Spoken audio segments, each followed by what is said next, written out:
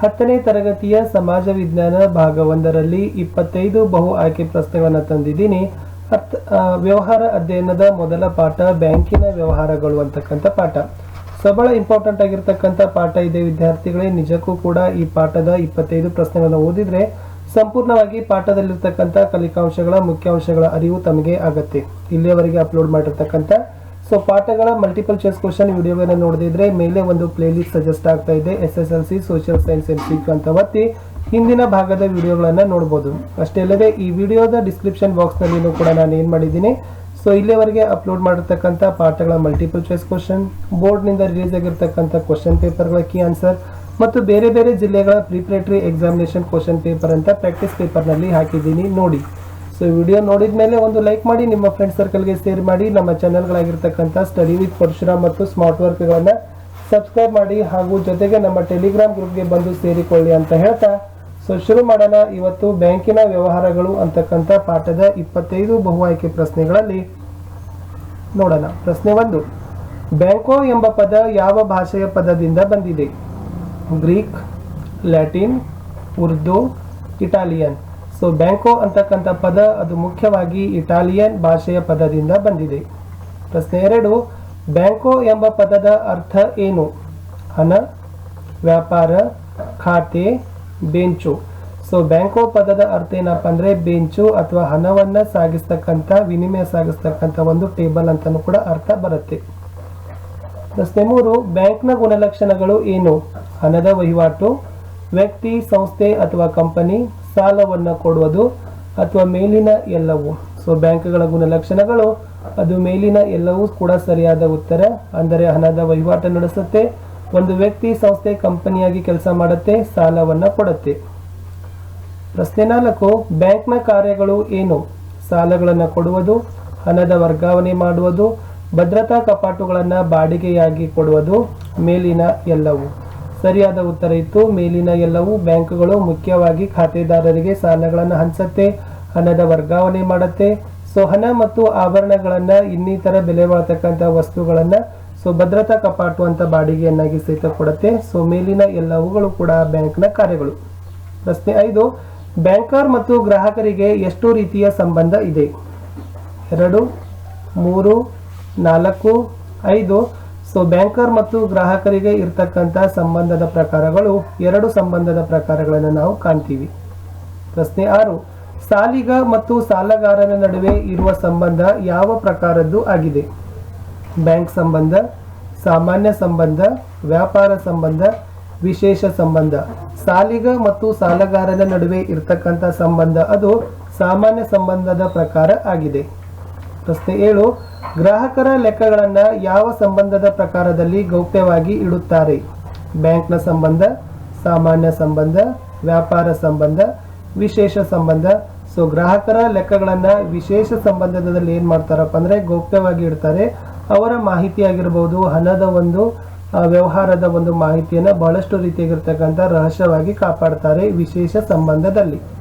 8, bank ಸಲ್ಲಿಸುವ ಸೇವೆಗಳು ಯಾವುವು? ಖರ್ಚು ಕಾರ್ಡು ಮತ್ತು ಜಮಾ ಕಾರ್ಡ್ಗಳನ್ನು ಕೊಡುತ್ತೆ, ಖಾಸಗಿ ಮತ್ತು ವ್ಯಾಪಾರಕ್ಕೆ ಸಾಲ ಕೊಡುತ್ತೆ, ಭದ್ರತಾ ಕಪಾಟಗಳನ್ನು ಬಾಡಿಗೆಯಾಗಿ ಕೊಡುತ್ತೆ, ಮೇಲಿನ ಎಲ್ಲವೂ. ಮೇಲಿನ ಎಲ್ಲವೂ ಅಂತಕ್ಕಂಥದ್ದು ಬ್ಯಾಂಕ್ ಸಲ್ಲಿಸ್ತಕ್ಕಂಥ ಸೇವೆಗಳು. ಅದು ಖರ್ಚು ಕಾರ್ಡು ಮತ್ತು ಜಮಾ ಕಾರ್ಡು ಕೊಡುತ್ತೆ, ಖಾಸಗಿ ಮತ್ತು ವ್ಯಾಪಾರಕ್ಕೆ ಸಾಲ ಕೊಡುತ್ತೆ, ಭದ್ರತಾ ಕಪಾಟಗಳನ್ನು ಬಾಡಿಗೆಯಾಗಿ ನೀಡುತ್ತೆ. ಪ್ರಶ್ನೆ 9, ಭಾರತದಲ್ಲಿ ಬ್ಯಾಂಕುಗಳ ಎಲ್ಲ ಚಟುವಟಿಕೆಗಳು ಯಾರ ಹತೋಟಿಯಲ್ಲಿರುತ್ತದೆ? ಕೇಂದ್ರ ಹಣಕಾಸು ಇಲಾಖೆ, reserve bank, lead bank, Swiss bank. ಭಾರತದಲ್ಲಿ ಎಲ್ಲ ಬ್ಯಾಂಕುಗಳ ಚಟುವಟಿಕೆಗಳು ಅದು ರಿಸರ್ವ್ ಬ್ಯಾಂಕ್ನ ಹತೋಟಿಯಲ್ಲಿ ಇದೆ. ಪ್ರಶ್ನೆ 10, ಯಾವ ಬ್ಯಾಂಕ್ ಅನ್ನು ಬ್ಯಾಂಕ್ಗಳ ಬ್ಯಾಂಕು ಅಥವಾ ಬ್ಯಾಂಕುಗಳ ತಾಯಿ ಅಂತ ಕರೀತಾರೆ? ಕೇಂದ್ರ ಹಣಕಾಸು ಇಲಾಖೆ, reserve bank, lead bank, Swiss bank. Reserve bank ಅನ್ನ ಬ್ಯಾಂಕ್ಗಳ ಬ್ಯಾಂಕ್ ಅಥವಾ ಬ್ಯಾಂಕ್ಗಳ ತಾಯಿ ಅಂತ ಕರೀತಾರೆ. ಪ್ರಶ್ನೆ 11, ಭಾರತ ದೇಶದ ಕೇಂದ್ರ ಬ್ಯಾಂಕ್ ಯಾವುದು? ಕೇಂದ್ರ ಹಣಕಾಸು ಇಲಾಖೆ, reserve bank, lead bank, Swiss bank. Bharat ದೇಶದ ಕೇಂದ್ರ ಬ್ಯಾಂಕ್ ಯಾವುದಂದ್ರೆ ಅದು ರಿಸರ್ವ್ ಬ್ಯಾಂಕ್. ಪ್ರಶ್ನೆ 12, ಭಾರತದಲ್ಲಿರುವ ರಾಷ್ಟ್ರೀಕೃತ ಬ್ಯಾಂಕುಗಳ ಸಂಖ್ಯೆ ಎಷ್ಟು? 15, 20, 25, 30. ಸೊ ನಮ್ಮ ದೇಶದಲ್ಲಿರ್ತಕ್ಕಂಥ ಒಟ್ಟು ರಾಷ್ಟ್ರೀಕೃತ ಬ್ಯಾಂಕ್ಗಳ ಸಂಖ್ಯೆ 20. ಪ್ರಶ್ನೆ 13, ಭಾರತದಲ್ಲಿರುವ ಖಾಸಗಿ ಬ್ಯಾಂಕುಗಳ ಸಂಖ್ಯೆ ಎಷ್ಟು ಅಂತ ಪ್ರಶ್ನೆ ಇದೆ. ಸೊ ಆಯ್ಕೆಗಳನ್ನು ನೋಡೋದಾದ್ರೆ ಆಯ್ಕೆ ಎ 15, ಆಯ್ಕೆ ಬಿ 21, ಆಯ್ಕೆ ಸಿ 25, ಆಯ್ಕೆ ಡಿ 31. ಸೊ ಭಾರತದಲ್ಲಿ ಒಟ್ಟು 21 ಖಾಸಗಿ ಬ್ಯಾಂಕುಗಳು ಸೇವೆಯನ್ನ ಕೊಡ್ತಾ ಇವೆ. ಪ್ರಶ್ನೆ 14, ಭಾರತ ದೇಶದಲ್ಲಿರ್ತಕ್ಕಂಥ ವಿದೇಶಿ ಬ್ಯಾಂಕ್ಗಳ ಸಂಖ್ಯೆ ಎಷ್ಟು? 25, 21, 45, 31. ಸೊ ನಮ್ಮ ಭಾರತ ದೇಶದಲ್ಲಿ ಒಟ್ಟು 45 ವಿದೇಶಿ ಬ್ಯಾಂಕುಗಳು ಗ್ರಾಹಕರಿಗೆ ತಮ್ಮ ಸೇವೆಯನ್ನ ಕೊಡ್ತಾ ಇದ್ದಾವೆ. ಪ್ರಶ್ನೆ 15, ಭಾರತೀಯ ಅಂಚೆ ಬ್ಯಾಂಕ್ ಜಾಲವನ್ನ ಯಾವ ಇಲಾಖೆ ಹೊಂದಿದೆ? ಭಾರತೀಯ ಅಂಚೆ ಬ್ಯಾಂಕ್ ಜಾಲ ನೋಡಿ, ಕೇಂದ್ರ ಹಣಕಾಸು ಸಚಿವಾಲಯ, ರಿಸರ್ವ್ ಬ್ಯಾಂಕ್, ಭಾರತೀಯ ಅಂಚೆ ಇಲಾಖೆ, ಲೀಡ್ ಬ್ಯಾಂಕ್. ಸೊ ಭಾರತೀಯ ಅಂಚೆ ಬ್ಯಾಂಕ್ ಜಾಲ ಅನ್ನ ಹೊಂದಿರತಕ್ಕಂಥದ್ದು ಅದು ಭಾರತೀಯ ಅಂಚೆ ಇಲಾಖೆ ಸರಿ ಉತ್ತರ. ಪ್ರಶ್ನೆ 16, ಸಾಮಾನ್ಯವಾಗಿ ವೇತನ ಪಡೆಯುವವರು ಮತ್ತು ಒಂದು ನಿಯಮಿತ ಆದಾಯ ಹೊಂದಿರುವವರು ಯಾವ ಖಾತೆ ತೆಗೆಯುವುದು ಸೂಕ್ತ ಆಗಿದೆ? ಚಾಲ್ತಿ ಖಾತೆ, ಉಳಿತಾಯ ಖಾತೆ, ಆವರ್ತ ಠೇವಣಿ ಖಾತೆ, ಆಮೇಲೆ ನಿಶ್ಚಿತ ಠೇವಣಿ ಖಾತೆ. ಸಾಮಾನ್ಯವಾಗಿ ವೇತನ ಪಡೆಯುವವರು ಹಾಗೂ ಒಂದು ನಿಯಮಿತ ಆದಾಯವನ್ನ ಹೊಂದಿರತಕ್ಕಂಥವರು ಬ್ಯಾಂಕ್ನಲ್ಲಿ ಉಳಿತಾಯ ಖಾತೆಯನ್ನು ತೆಗೆಯುವುದು ಸೂಕ್ತ. ಸೊ ಬಿ ಉಳಿತಾಯ ಖಾತೆ ಸರಿ ಉತ್ತರ. ಪ್ರಶ್ನೆ 17, ದಿನಕ್ಕೆ ಎಷ್ಟು ಬಾರಿಯಾದರೂ ವ್ಯವಹರಿಸಬಹುದಾದ ಬ್ಯಾಂಕ್ನ ಖಾತೆ ಯಾವುದು? ಚಾಲ್ತಿ ಖಾತೆ, ಉಳಿತಾಯ ಖಾತೆ, ಆವರ್ತ ಠೇವಣಿ ಖಾತೆ, ನಿಶ್ಚಿತ ಠೇವಣಿ ಖಾತೆ. ನೋಡಿ, ಸೊ ದಿನಕ್ಕೆ ಎಷ್ಟು ಸರಿಯಾದರೂ ಹಣವನ್ನ ತುಂಬಬಹುದು ಮತ್ತು ಹಣವನ್ನ ಪಡೆಯಬಹುದಾಗಿರ್ತಕ್ಕಂಥ ಅದು ಬ್ಯಾಂಕ್ ಖಾತೆಯ ವಿಧ ಚಾಲ್ತಿ ಖಾತೆ ಅಂತ ಕರೀತಾರೆ. ಸೊ ಆಯ್ಕೆ ಎ ಚಾಲ್ತಿ ಖಾತೆ ಸರಿ ಉತ್ತರ ಇತ್ತು. ಮುಂದಿನ ಪ್ರಶ್ನೆಗೆ ಹೋಗೋಣ. ಪ್ರಶ್ನೆ ಸಂಖ್ಯೆ 18, ಭವಿಷ್ಯ ಕಾಲದಲ್ಲಿ ಯಾವುದಾದರೂ ಒಂದು ನಿರ್ದಿಷ್ಟ ದಿನದಂದು ಹಿಂದಕ್ಕೆ ಪಡೆಯಲು ಅನುಕೂಲವಾದ ಬ್ಯಾಂಕ್ ಖಾತೆ ಯಾವುದು? ಪ್ರಶ್ನೆ ನೋಡಿ, ಭವಿಷ್ಯ ಕಾಲದಲ್ಲಿ ಯಾವುದಾದರೂ ಒಂದು ನಿರ್ದಿಷ್ಟ ಕಾಲದಲ್ಲಿ ನಾವು ಹಣವನ್ನ ಪಡಿಬೇಕಾದ್ರೆ ಸೊ ಮೊದಲಿಗೆ ನಾವು ಹಣವನ್ನು ಏನ್ ಮಾಡ್ತೀವಪ್ಪ ಅಂದ್ರೆ ಈ ಒಂದು ಖಾತೆಯಲ್ಲಿ ಇಡ್ತೀವಿ.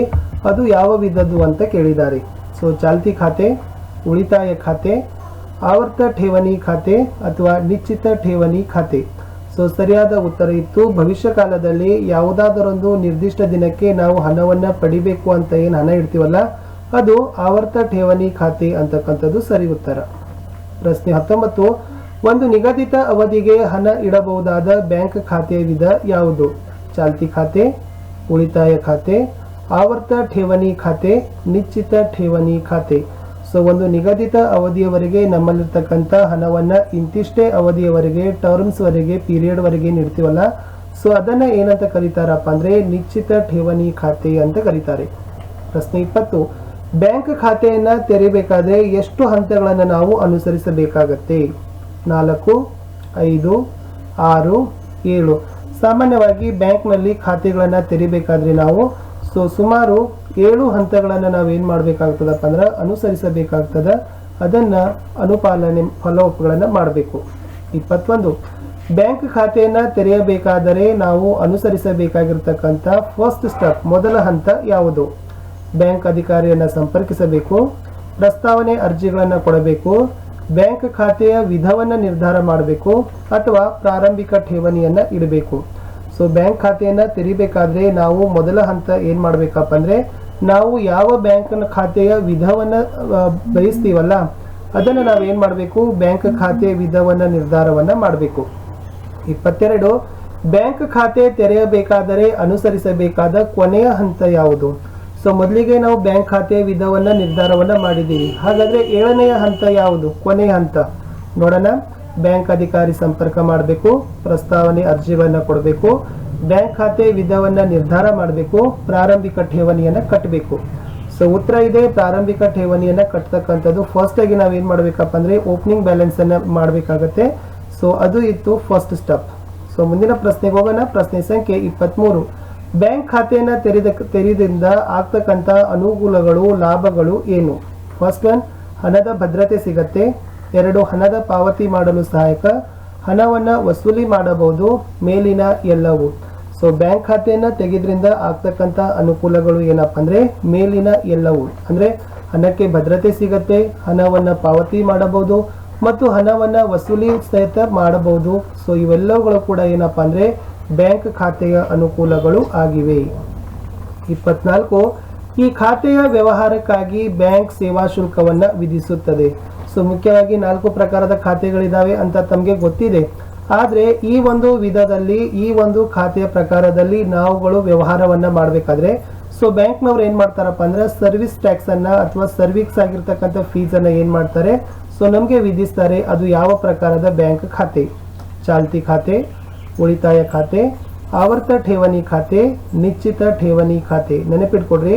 ಸೊ ವ್ಯಾಪಾರಕ್ಕಾಗಿ ವಹಿವಾಟಕ್ಕಾಗಿ ಏನು ಚಾಲ್ತಿ ಖಾತೆ ಕರೆಂಟ್ ಅಕೌಂಟ್ ಅನ್ನು ಓಪನಿಂಗ್ ಮಾಡ್ತೀವಲ್ಲ ಅದಕ್ಕೆ ಬ್ಯಾಂಕ್ ಅವರು ಸರ್ವಿಸ್ ಟ್ಯಾಕ್ಸ್ ಅನ್ನ ಆಡ್ ಮಾಡ್ತಾರೆ. ಬ್ಯಾಂಕ್ ಅವರು ಸೇವಾ ಶುಲ್ಕವನ್ನ ಹಾಕ್ತಾರೆ.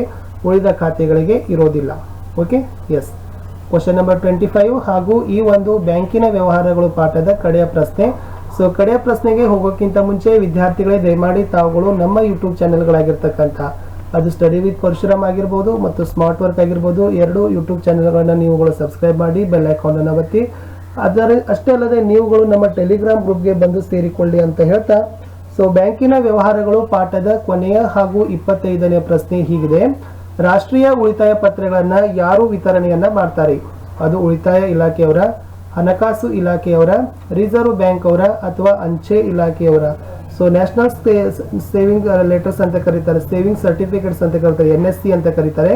ಸೊ ಈ NSC ಗಳನ್ನ ನ್ಯಾಷನಲ್ ಸೇವಿಂಗ್ ಸರ್ಟಿಫಿಕೇಟ್ ಗಳನ್ನ ರಾಷ್ಟ್ರೀಯ ಉಳಿತಾಯ ಪತ್ರಗಳನ್ನ ವಿತರಣೆ ಮಾಡೋದು ಅಂಚೆ ಇಲಾಖೆಯವರು ಅಂತ ಉತ್ತರ.